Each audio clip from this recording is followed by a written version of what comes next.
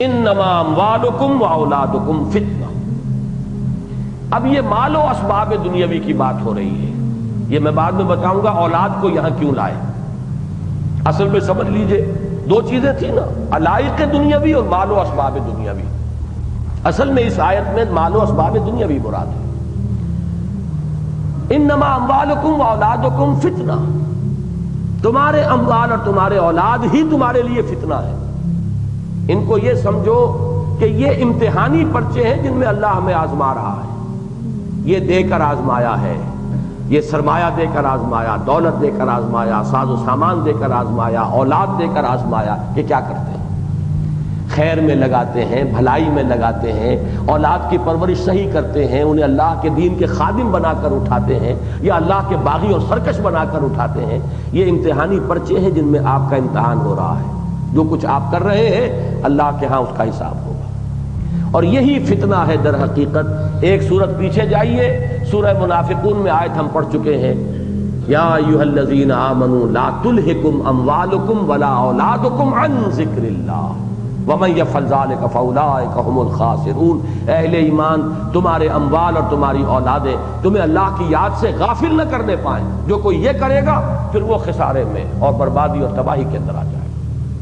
ذرا اور پیچھے جائیے، سورہ حدید میں جو فرمایا تھا منافقین سے کہا جائے گا وَلَٰكِنَّكُمْ فَتَنْتُمْ أَنفُسَكُمْ، تم نے خود اپنے آپ کو اپنے ہاتھوں فتنے میں ڈالا۔ وہ فتنہ یہی تو ہے، انما اموالکم واولادکم فتنہ۔ ان سے دلی محبت اگر آپ کی زیادہ ہو گئی ہے اللہ اور اس کے رسول اور اللہ کی راہ میں جہاد کے مقابلے میں، تو گویا کہ آپ نے خود اپنے آپ کو اپنے ہاتھوں فتنے میں ڈال دیا۔ انما اموالکم واولادکم فتنہ۔ اب میں عرض کر دوں کہ یہ کیوں یہاں پر اولاد کی ریپیٹیشن آئی ہے۔ دیکھیے، اولاد کے بارے میں یہ جان لیجئے، ایک طرف اس سے محبت طبعی ہوتی ہے، دوسری طرف اولاد کو انسان ایسٹ بھی سمجھتا ہے۔ اولاد سے مستقبل کی امیدیں بھی وابستہ کرتا ہے۔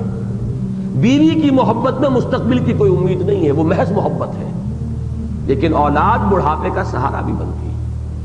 جیسے بینک بیلنس سے آپ کا دل مطمئن رہتا ہے، بڑھاپے کے لیے سامان میں نے رکھا ہوا ہے، پینشن ہے جو ملتی رہے گی، فلاں ہے، یہ ہے، ہوتا رہے گا، اسی طرح کا سہارا انسان سمجھتا ہے اولاد کو بھی کہ یہ میرے بڑھاپے کی لٹھیاں بنیں گے، یہ میرا سہارا بنیں گے۔ تو اولاد کی حیثیت دو گنا ہے، ایک طبعی محبت، وہ دو طبعی محبت جو بیویوں سے بھی ہے، لہذا ان کو وہاں بریکٹ کیا ان من ازواجکم واولادکم عدوا لکم۔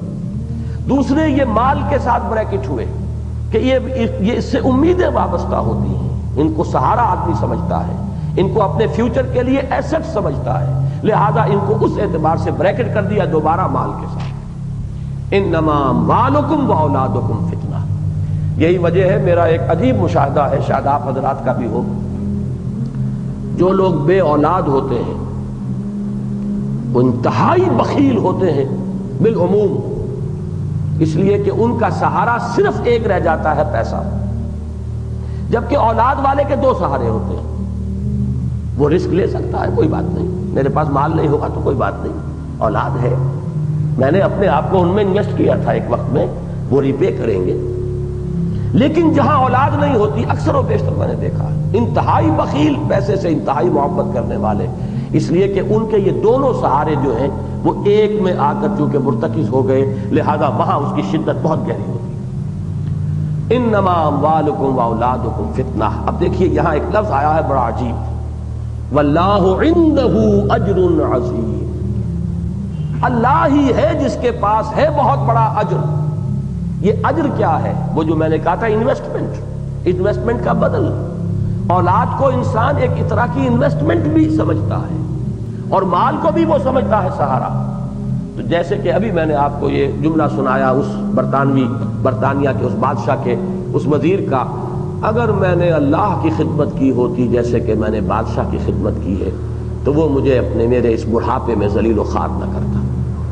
یہ اجر جو ہے، اللہ کے لیے محنت کرو گے، ایک پیسہ لگاؤ گے، ایک منٹ لگاؤ گے اللہ کے لیے، اس کا اجر و ثواب ہے، وہ ضائع ہونے والی شے نہیں ہے۔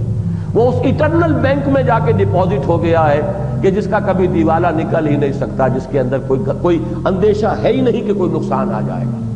جو لمحہ بھی لگا ہے، حاصل زندگی ہیں وہ لمحے جو تیری یاد میں گزرتے ہیں، وہ لمحہ جو اللہ کی یاد میں بسر ہوا، وہ ایک قطرہ کہ جو اللہ کی یاد میں آنکھ سے ٹپکا اور زمین میں جذب ہو گیا، وہ ایک قول جو اللہ کے راستے میں انسان نے کسی کو خیر کی طرف بلانے کے لیے وہ ایک کلمہ جو کہا ہے، ان میں سے ایک ایک چیز اب اٹرنل ہو گئی ہے، وہ ابدی ہے، اس کا اجر اور ثواب محفوظ ہے۔ تم اولاد میں اپنے آپ کو انویسٹ کر رہے ہو سکتا ہے اولاد سعادت مند بھی ہو، لیکن وہ 100 میں 10% سے زیادہ کا چانس نہیں ہے کہ وہ بڑھاپے میں آپ کی دیکھ بھال بھی کرے۔ آج کے مغربی معاشرے میں تو اس کا امکان سرے سے ختم ہو چکا ہے۔ بوڑھے والدین ترستے ہیں اپنی اولاد کی شکل دیکھنے کو۔ اب ہمارے ہاں بھی ایسے ہو رہے ہیں، اولڈ ایج بینیفٹس ہوں اور سینئر سٹیزنز کے لیے کچھ سہولتیں ہوں، ان کے لیے ایسے اولڈ ہاؤسز بنا دیے جائیں جہاں انہیں ڈپازٹ کر دیا جائے تاکہ یہ بڈھے ہمارے سر کے اوپر سے ٹلیں، ہمارے عیش کے اندر مخل ہوتے ہیں، ہمارے اوپر روک ٹوک کرتے ہیں، بس ان کو وہاں رکھو، ٹیلی ویژن رکھ دو، یہ کھائیں پیئیں، اچھا بھلا کو نرس ہو دیکھے۔